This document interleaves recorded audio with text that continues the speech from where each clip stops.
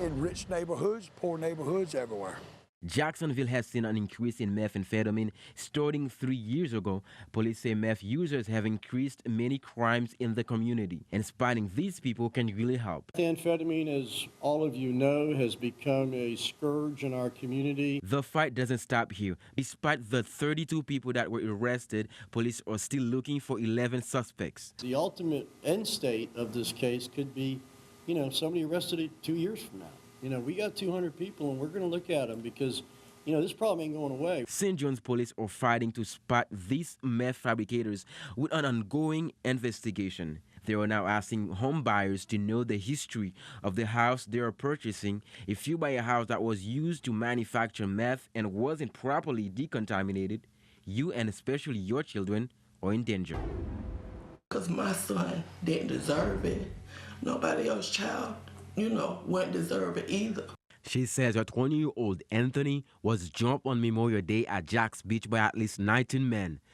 Suspects that now West believes won't be brought to justice after police announced they were suspending the investigation. To try to sweep it under the rug and let these guys feel that it's okay to do it to somebody else, it's just not right.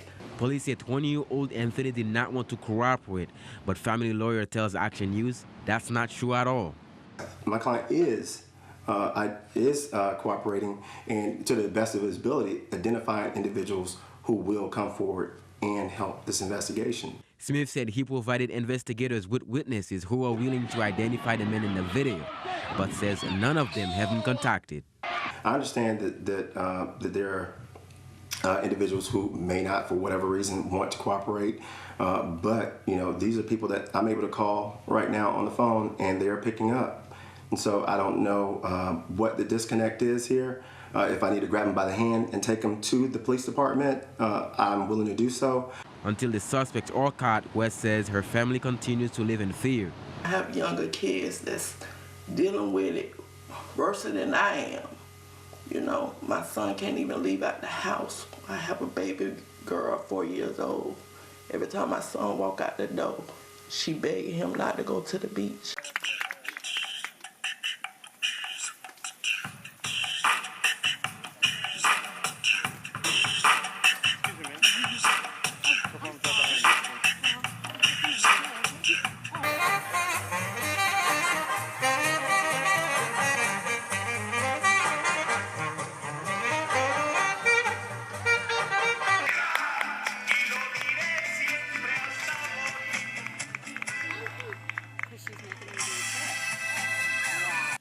I've been doing music all my life. My parents did music, my grandfather did music, my mom and dad, and we would always sing together as a family, and it just seemed like the thing to do.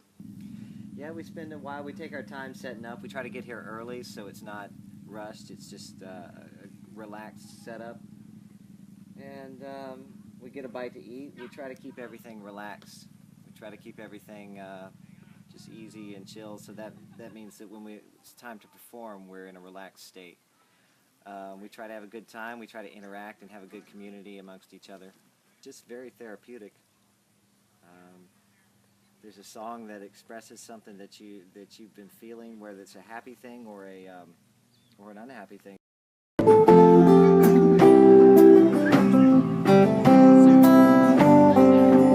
We're from Atlanta, Georgia, and we came down here to Williston to do this festival. This is the third year we've done it, and we always enjoy it. Well, this is our fourth annual, we used to call it Fall Festival, and now we're calling it, this year we've changed the name to Country Circus.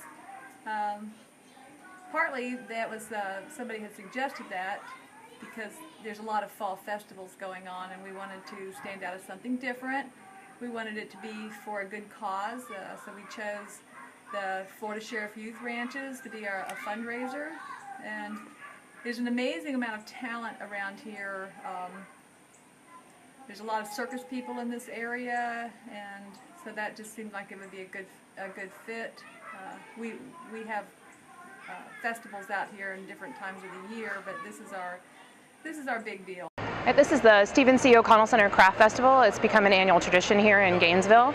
The history of the show actually started over 70 years ago over at the Rights Union, where a bunch of students got together and put together their crafts and showed their artist work at Christmas time to sell as gifts. About 21 years ago, it moved here to the O'Connell Center. We start booking the show immediately following the show every year, work all year long to get it set up, and I'm sure the crafters work all year long on their art as well. It culminates in a show that has 268 different booths. It's hosted typically Thanksgiving weekend or the weekend after, and the show hours are always Saturday, Sunday, Saturdays 10 to 5 and Sundays 10 to 6.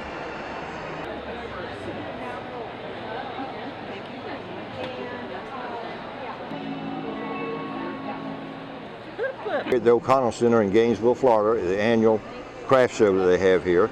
We have come in and we have set up our booth to display my items, which are lots of word art. We have baskets, we have hand saws, we have a lot of children's items such as banners and chalkboards and some games like Chinese checkers and aggravation and stuff of that nature.